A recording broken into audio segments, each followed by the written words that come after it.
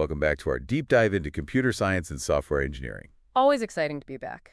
Today, we're going to be exploring something that's, well, pretty fundamental. Oh, yeah. The Fast Fourier Transform, or FFT for short. The FFT. It's a cornerstone, isn't it? Definitely. But it can seem a bit mysterious, at least at first. A little intimidating, for sure. So we're going to break it down. Sounds good. Not just what it is, but why it's such a game changer. Love that. And you'll be surprised how often it pops up. Oh, I bet. Like everywhere. Digital audio, medical imaging, even helping astronomers study the cosmos. It's pretty remarkable how it glitches those two perspectives on data. Two perspectives. Yeah, the time domain, how we experience things unfolding. Right. And the frequency domain, revealing those hidden building blocks of signals. Okay, so let's break that down. We often hear about the discrete Fourier transform. The DFT. Right, the DFT.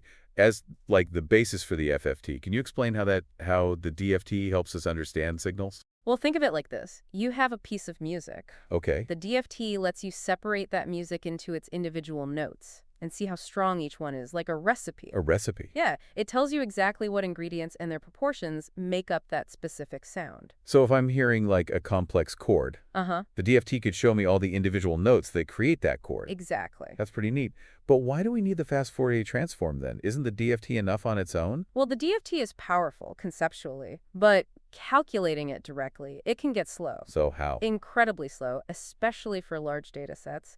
The number of calculations, they grow way faster than the size of the data itself. So if we had a data set with, say, 4096 data points. Oh, then you're talking millions of calculations. Wow. Makes it impractical for a lot of real-time application. That's where the FFT comes in. So it's faster. Dramatically faster, especially for those massive data sets. So the FFT is like a turbocharged version of the DFT. Precisely. The FFT can be thousands of times faster. Instead of millions of operations, you might only need tens of thousands. Okay, that's a huge difference. No wonder it's used everywhere. But how does it achieve that speed boost? Is it like computational magic or something? Not magic, but some ingenious math, for sure. One of the most popular algorithms is the Cooley-Tukey algorithm. Cooley, Tukey. Yeah, it uses a divide and conquer strategy. Divide and conquer, so it breaks the problem down. Exactly. Into smaller, more manageable pieces. The Cooley-Tukey algorithm breaks down that DFT calculation into smaller DFTs, solves those, then combines the results. Clever. It's a bit like sorting a deck of cards, divide it in half and merge the sorted halves. Interesting analogy. So by breaking the problem down, it reduces the workload. And this Cooley-Tukey algorithm, it has kind of an interesting history, right? It does. Cooley and Tukey published it in '65. Okay. But turns out a similar algorithm was developed way earlier by Carl Friedrich Gauss. Gauss, the mathematician. The one or only. Back in 1805, he used it to study the impets of asteroids. Wow. So it was a rediscovery. More than 150 years later. That's amazing. And there's a connection to nuclear testing too, right? That's right. The story goes that John Tukey came up with the FFT idea during a meeting about detecting nuclear tests. Really? They needed a way to quickly analyze data from sensors, and Tukey realized a fast DFT algorithm would be crucial. Wow. So national security concerns led to one of the most important algorithms in computing. It's quite a story. It is. Now, we've been talking about Cooley-Tukey, but it's not the only FFT algorithm out there, right? You're right. There's a whole family of them, each with their own strengths and weaknesses. Such as? Well, you've got the prime factor algorithm, Rader-Brenner, Bruns, and the Winograd FFT algorithm. So it's not one size fits all. Are there situations where one might be better than another? Absolutely. Each takes a different approach, different trade-offs in terms of speed, complexity, and accuracy.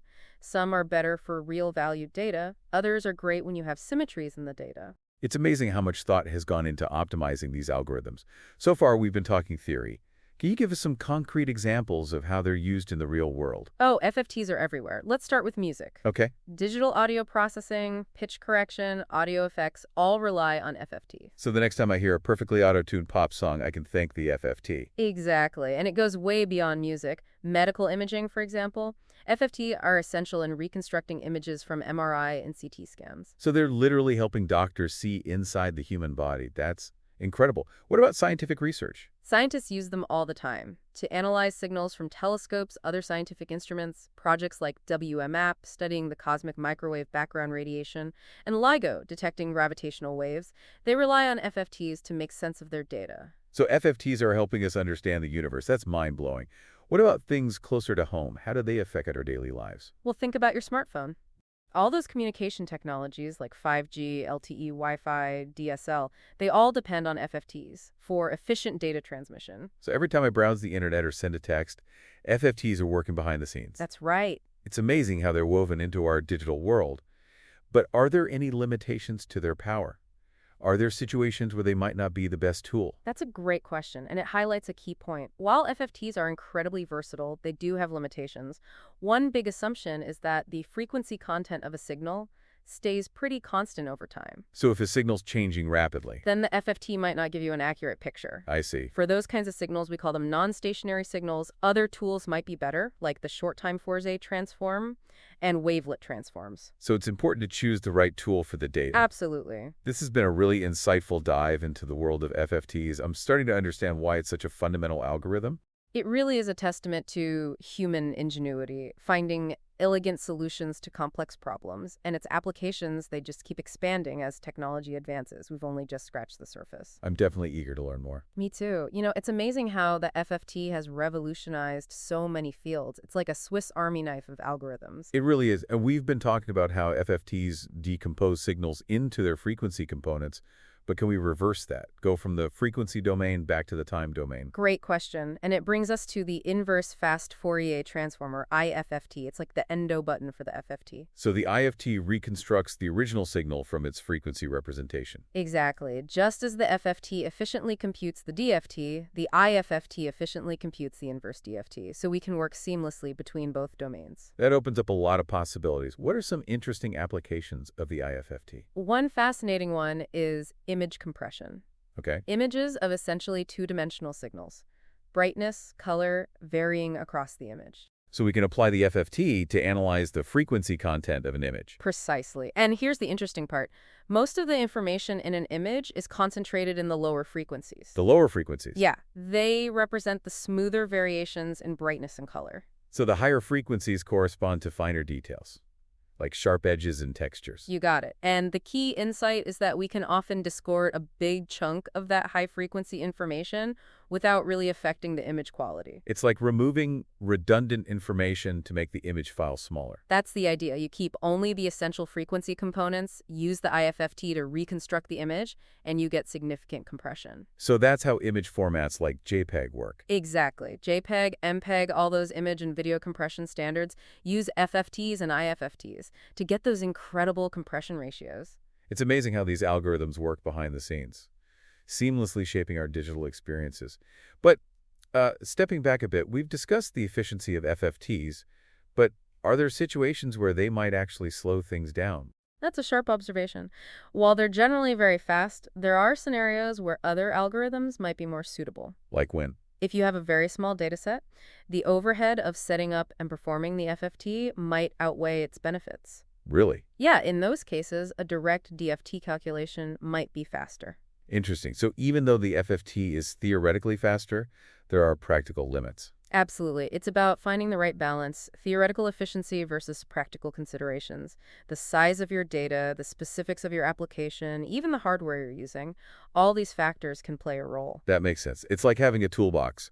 Sometimes a simple screwdriver is more efficient than a power drill. Exactly. Another thing to consider is the specific characteristics of your data. Remember how we talked about different FFT algorithms having different strengths? Yeah, some better for real value data, others for data with symmetries. Right? Blindly using the Cooley Tukey algorithm for every problem might not be the most efficient strategy. You got to understand the nuances of each algorithm and choose the one that aligns with your data. This deep dive is really highlighting the importance of not just knowing the tools, but understanding how and when to use them. Couldn't agree more. Deep understanding leads to better decision and better solutions. Speaking of understanding, earlier we touched on non-stationary signals, those signals where the frequency content changes over time. Yes, and for those, we have alternatives to the standard FFT. We mentioned the short-time Fourier transform and wavelet transforms. Right. Can you tell us more about those? Of course.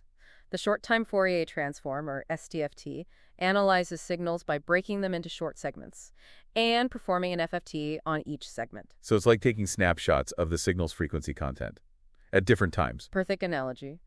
By watching how those frequency components change, you get insights into the signal's dynamics. It's like watching a movie instead of a single photograph. I like that. What about wavelet transforms? How do they differ from the FTFT? Wavelet transforms are a bit more sophisticated. They don't use fixed length segments. They use wavelets, which are these mathematical functions that can be stretched and shifted, to analyze different parts of the signal at various scales. Scales. What do you mean by that? Imagine a signal representing a piece of music.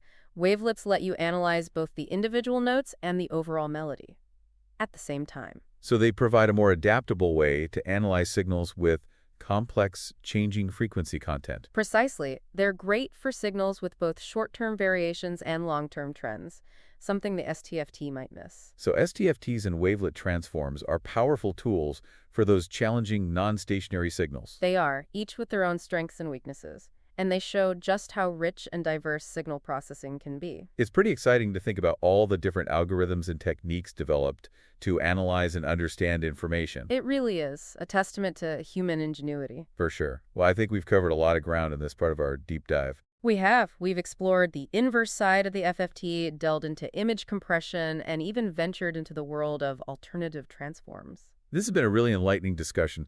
I'm starting to appreciate the depth and breadth of the SFT and all its related concepts. And there's still more to explore in this fascinating world of signal processing. I'm ready for the next stage of our exploration. Welcome back to our deep dive. We've covered a lot, from the basics of the DFT to the algorithms behind FFTs, plus real-world uses and even some alternatives for those tricky non-stationary signals. It's been quite a journey. The FFT is such a fundamental tool. It really is. Something that might seem abstract, but it has such a big impact. It's the power of math, I guess, shaping the world. Definitely. As we wrap up, what are some key things you'd want our listeners to take away? Appreciate the impact of FFTs. They're everywhere, enabling advancements in so many fields. For sure. And it's not just knowing what they are, but understanding how they work. Right. Their limitations, when to consider alternatives. That deeper understanding makes a difference. Absolutely. And for those who want to go deeper, there's a whole world of math behind it. Complex numbers, group theory. It's fascinating stuff, leads to a deeper appreciation for these algorithms. A journey worth taking. So to our listeners, keep exploring, keep questioning. The world of knowledge is huge, and it's always changing. On that note, we'll wrap up our deep dive into the Fast Fourier Transform. It's been a pleasure. Until next time, keep those minds open and stay curious.